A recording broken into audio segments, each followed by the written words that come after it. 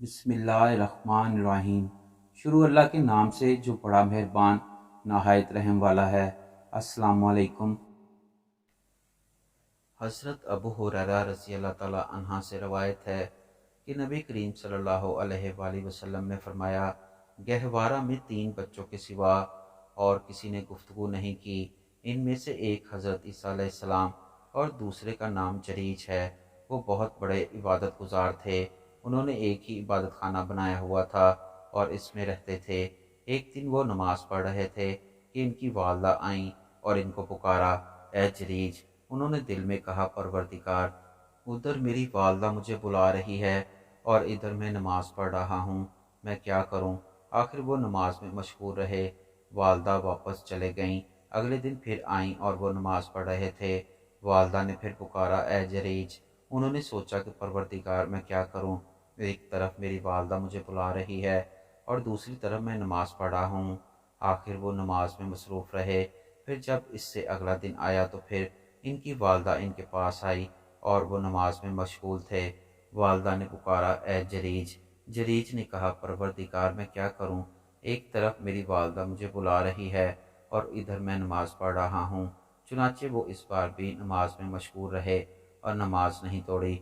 इस पर इनकी वालदा ने गुस्सा होकर बद्दुआ की, ए अल्लाह, इसे इस वक्त तक मौत न आए जब तक ये जानिया औरतों का चेहरा न देख ले। जरीज की इबादत का तस्करा ज़ुबान ज़द आम होने लगा। एक जानिया थी जिसके हुस्न की मिसाल दी जाती थी। इसने एक दिन बनी इसराइल से कहा कि अगर तुम चाहो तो मैं तुम्हारी खातर इस जरीज को फितने में डाल दूं। रावी कहते हैं कि वो जानिया औरत इनके सामने आई और इनसे गुफ्तगू की, लेकिन उन्होंने इसकी तरफ कोई इल्तफात नहीं किया, यानी इसकी ख्वाहिश पूरी करने से इनकार किया। वो फिर एक चरवाहे के पास आई जो जरीज के इबादत खाने में क़याम किया करता था। इस औरत ने इसको अपने ऊपर काबू दे दिया। चरवाहे ने इससे जना किया। इससे एक बच्चा पैदा हुआ और इसने तहमत लगाई, ये बच्चा जरीज का है। इनकी कौम के लोग आए और जरीज को नीचे उतारा और इनका इबादत खाना तोड़ दिया। इसको मारने लगे। जरीज ने पूछा, क्या माजरा है। लोगों ने कहा, तुमने फलां जानी औरत से बदकारी की है जिससे ये बच्चा पैदा हुआ है। जरीज ने कहा कि बच्चा कहाँ है। चुनाचे वो इस बच्चे को लेकर आए। जरीज ने कहा कि मुझे नमाज पढ़ने दो। जरीज ने नमाज पढ़ी। नमाज से फारिग होने के बाद बच्चे के पास आए और इससे पूछा कि ए बच्चे, तुम्हारा बाप कौन है। बच्चा बोल पड़ा कि फलां चरवाहा मेरा बाप है। इस पर इनकी कौम शर्मिंदा हुई और कहने लगी कि हम आपका इबादत खाना सोने का बनाएंगे। लोग इनको चूमने लगे और तबरकन हाथ चूमने लगे। जरीज ने कहा कि नहीं, मट्टी का ही बनेगा। चुनाचे लोगों ने ऐसा ही किया। एक और वाक़या इसी तरह का है कि बनी इसराइल की एक औरत थी जो अपने बच्चे को दूध पिला रही थी। करीब से एक शाहसवार नहायत वजी और खुशपोश गुजरा। इस औरत ने दुआ की, ए अल्लाह, मेरे बेटे को भी इन जैसा बना दे। बच्चे ने माँ की छाती को छोड़ा और माँ की तरफ मतवज्जा होकर बोल पड़ा कि ए अल्लाह, मुझे ऐसा ना बनाना। फिर इसके सीने से लगकर दूध पीने लगा।